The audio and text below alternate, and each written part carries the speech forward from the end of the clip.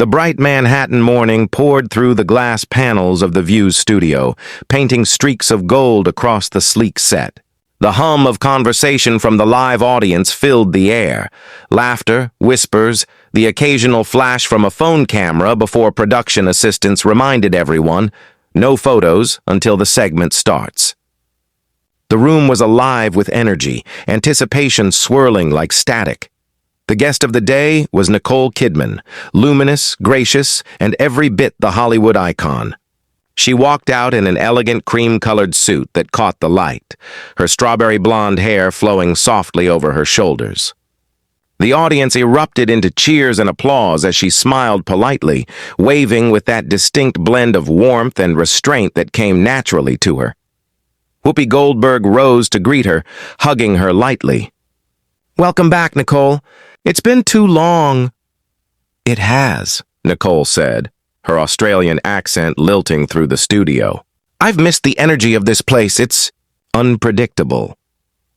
That drew laughter, though her words carried more truth than anyone realized yet. Joy Behar, already shuffling through her cue cards, smirked faintly. "Unpredictable's one word for it," she muttered, just loud enough for the table to hear. Nicole caught it but said nothing. Instead, she settled gracefully into her seat, crossing her legs and looking perfectly at ease, the picture of calm control. Sarah Haynes began on a cheerful note, hoping to set a friendly tone. "Nicole, you've got so much happening right now. The new film, the production company, the charity work. You seem unstoppable." Nicole smiled. "I like to stay busy. I feel like every year brings new chances to tell different stories. And now I get to help other women tell theirs too." Applause rippled through the studio. Sunny Hostin nodded approvingly. "You've always been an advocate for women in film, but now you're producing, mentoring, really changing the landscape behind the camera too." "That's been the goal," Nicole replied softly. "When I started, there weren't many women in those rooms. And when there were, they weren't listened to. I wanted to build spaces where voices weren't just heard, but valued." It was heartfelt, eloquent, vintage Nicole Kidman. But Joy Behar, flipping a page on her cue cards, didn't seem moved. "Speaking of being heard," Joy began, leaning in slightly, "you've spoken out recently about inequality in Hollywood, pay gaps, sexism, all that. Some people say actors like you who've made millions might not be the best spokesperson for that cause. What do you say to that?" The air shifted immediately. The audience's applause died out. Even the camera operators paused for a heartbeat. Nicole looked at Joy evenly, not bristling, but clearly choosing her words carefully. "I think anyone who's seen inequality, no matter where they stand, has the right to talk about it. Having privilege doesn't erase empathy. If anything, it gives you a responsibility to use your platform for good." The crowd clapped in support, but Joy didn't let up. She gave that familiar half-smile, the one that looked friendly on the surface but wasn't. "Sure, but doesn't it sound a bit hollow to the average woman struggling to pay bills? Hearing a millionaire talk about oppression in Hollywood?" Whoopi raised her eyebrows, glancing toward the producers off-camera. Sarah shifted uncomfortably in her seat. Nicole's poise didn't falter, though her voice carried a new edge, steel wrapped in silk. "I understand how it might sound. But empathy doesn't stop at your own experience, Joy. I came from a working-class family in Australia. I didn't grow up with any of this. I worked for it. And if I can make things a little better for the women who come after me, that's worth talking about." The crowd erupted into applause again, this time louder, warmer. Joy pursed her lips. "I get that," she said, pretending to concede. "But I just think sometimes celebrities forget they're not exactly relatable anymore. You've been in this industry for decades. Do you really think you understand what it's like for normal women anymore?" That word, normal, landed like a stone. Nicole let the silence breathe before responding. "Joy, what's normal? Pain is normal. Disrespect is normal. Having to prove yourself twice over, well, that's normal too. Fame doesn't make you immune to those things. It just makes the world watch while you go through them." Applause thundered again, some people even standing to cheer. Joy laughed dryly, fanning her cue cards. Oh, you've got the audience on your side now, I see.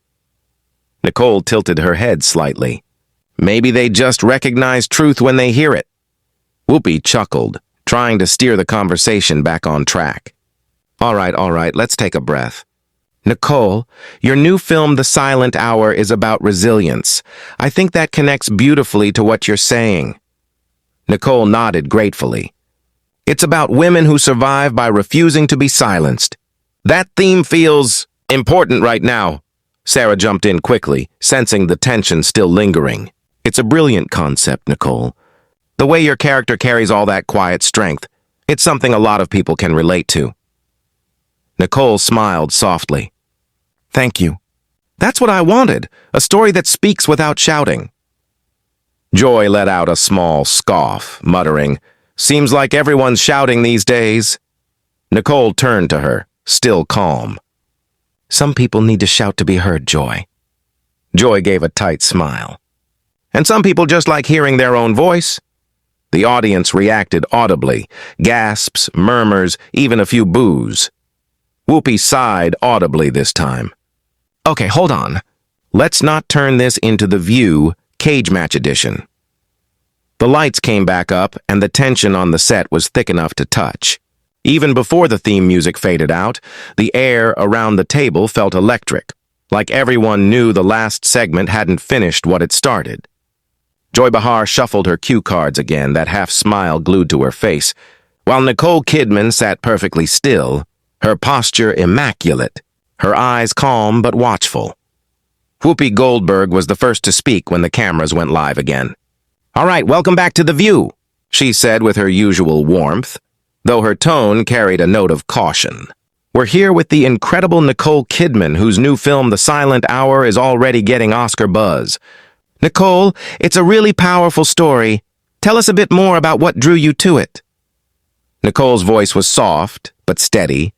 The story is about courage, about a woman who's lost her voice, literally and emotionally, and the journey she takes to reclaim it. I think that speaks to a lot of people right now, especially women who've been told to stay quiet for too long. The audience applauded, some nodding along. Nicole's words had that subtle gravity that pulled people in. Even through the screen, she could make silence feel profound. But Joy couldn't leave it alone. She leaned forward, resting her chin on her hand. It's funny, she said, her tone deceptively casual. You talk about women finding their voices. But some might say Hollywood only listens to certain kinds of women. Beautiful, successful ones like yourself. Sarah Haynes's smile faltered. Sonny Hostin's eyebrows lifted slightly. Whoopi sighed softly, already sensing trouble.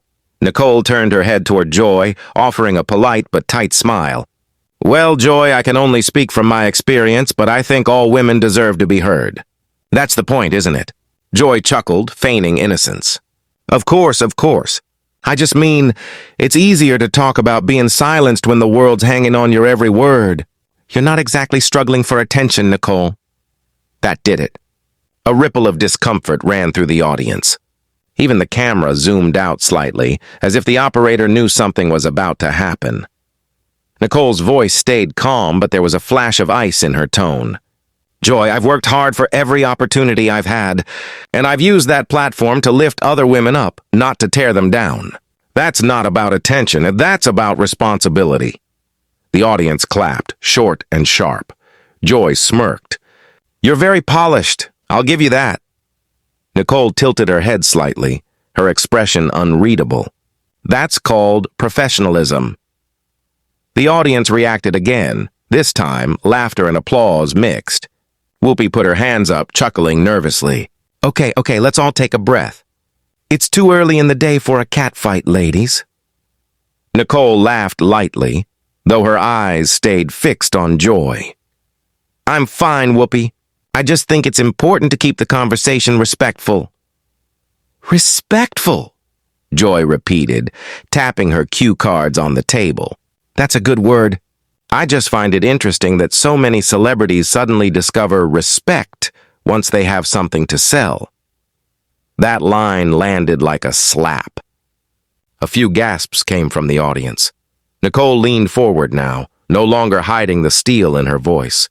You invited me here to talk about my work, Joy. If you wanted a sparring match, you should have warned me. The audience erupted with cheers and applause. Joy laughed awkwardly, trying to wave it off. Oh, come on, Nicole, lighten up. It's The View. We ask the tough questions here. Nick lips.